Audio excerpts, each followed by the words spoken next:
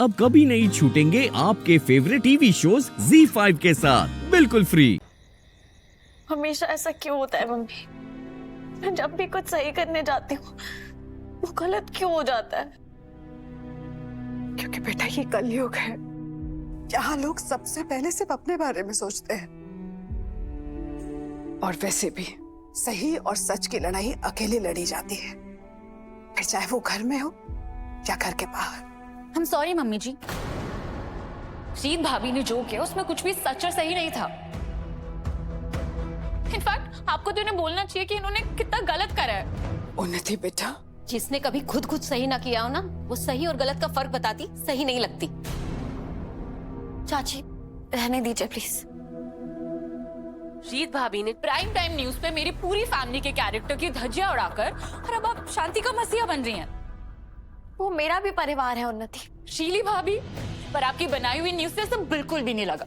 बाकियों को तो छोड़िए, अपने राघव भैया की रेपुटेशन के बारे में भी एक बार नहीं सोचा। आई नो आप मेरे भैया मेरी फैमिली को पसंद नहीं करते, लेकिन आप ये सब करते हो किस हद तक जाएंगी?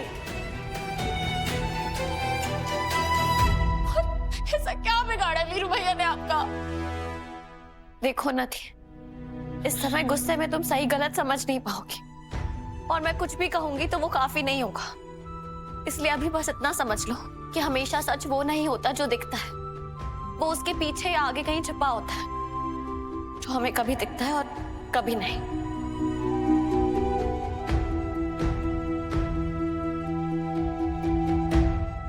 रीत, रीत बेटा,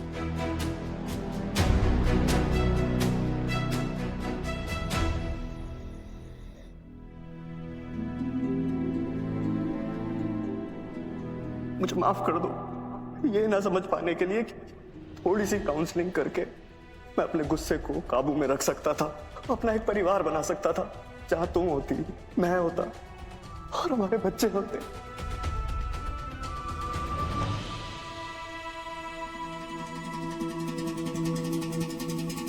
पूनम बहू, बैठी ना बेटा, बैठो।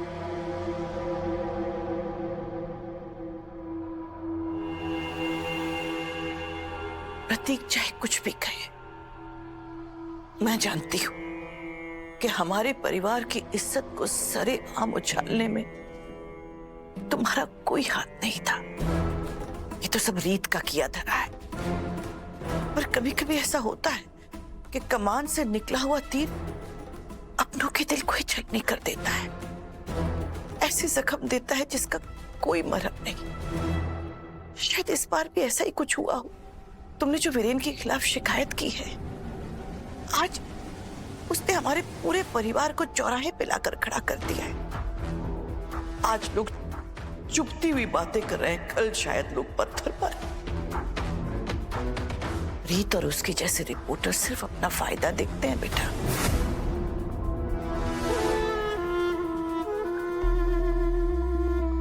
वो उन जंगली जानवर जैसे होते हैं, जब उन्हें बाहर शिकार नहीं मिलता तो वो अपनों का शिकार कर लेते हैं। इसलिए अपना दुख, अपना दर्द सोच समझ कर बांटना चाहिए। इस दुनिया में दर्द बांटने वाले कम और जख्म पर नमक लगाने वाले ज्यादा होते हैं। ये तलाक के पेपर तुम मेरे कमरे में ही छोड़ गई थी। माफ करना बेटा, तुमसे पूछे बिना मैंने ना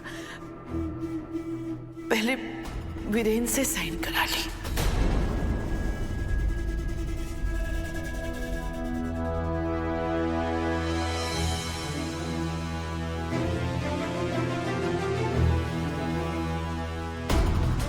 अब तुम भी इन पर साइन कर दो। तुम जितनी जल्दी तलाक के पेपर्स पे साइन करोगे ना बेटा, उतनी जल्दी कार्रवाई शुरू होगी।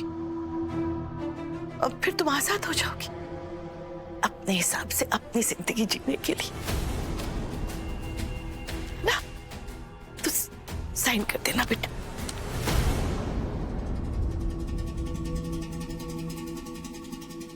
वीरेन तो मान ही नहीं रहा था, कहने लगा मैं अपनी जिंदगी कैसे बिताऊंगा, अपनी पूनम की चाहत के बिना। मैंने कहा कि नहीं, मैंने अपनी पूनम बहू को वादा किया है, तुम्हारी भलाई का वास्ता दिया, तब जाके जबरदस्ती माना वीरेन साइन करने के लिए।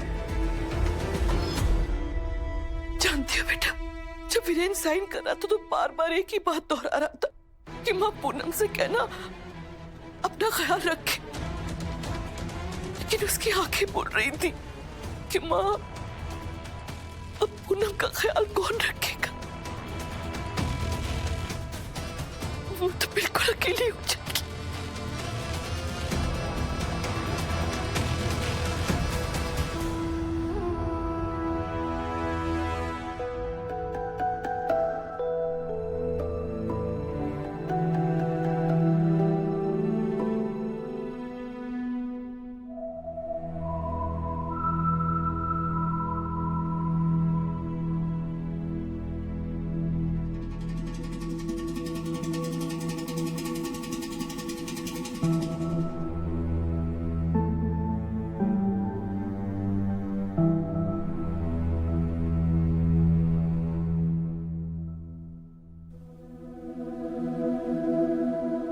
बुआ जी, जो हुआ वो नहीं होना चाहिए था बुआ जी, लेकिन हम इस बात से भी मुंह नहीं मोड़ सकते कि जो भी गलत हुआ उसकी वजह वीरू भैया ही है। हाँ, बिल्कुल है। और मैं मां होने के नाते अपनी परवरिश को इसका जिम्मेदार मानती हूँ। नहीं बुआ जी, आप अपने आप पे सवाल मत खड़े कीजिए। मेरी परवरिश भी तो आपने की है ना, और मैंने आपसे ही सीखा है हमेशा औरतों की इज्जत करनी चाहिए। शायद तेरे चरित्र को संवारने में मैं इतना खो गई कि वीरेन को अच्छा इंसान बनाने में चूक गई। पता ही नहीं चला राघव का वीरेन इंसान से हैवान बन गया। इससे पहले कि मैं वीरेन के दिए गए जख्मों पे मरहम लगाती, रीत की वो न्यूज रिपोर्ट आ गई टीवी पे। ऐसा लगा जैसे किसने रिश्ते हुए घाव पे नमक लगा दिया गया। बुआ जी, रीत ने जो भी गलती की उसके लिए मैं आपसे माफी मांगता हूँ। नहीं राघव, नहीं। एक मिनट के लिए वीरेन के कर्मों की कसूरवार मैं खुद को मान सकती हूँ, लेकिन रीत की किए की माफी तू मुझसे कभी नहीं मांगेगा, कभी नहीं। क्योंकि तू भले ही भूल जाए कि रीत की जगह तेरी जिंदगी में क्या है, लेकिन रीत तुझको, हम में से किसी को भी कभी नहीं भूलने देती कि वो इस घर में सिर्फ उन्नति की खुशियों की गारंटी कार्ड बन के रह रही है।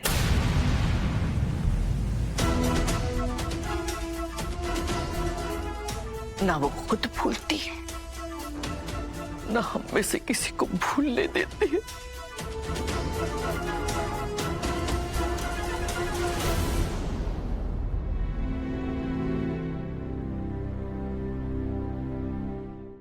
ZEE5 ऐप डाउनलोड करें और देखें सारे एपिसोड्स बिल्कुल फ्री।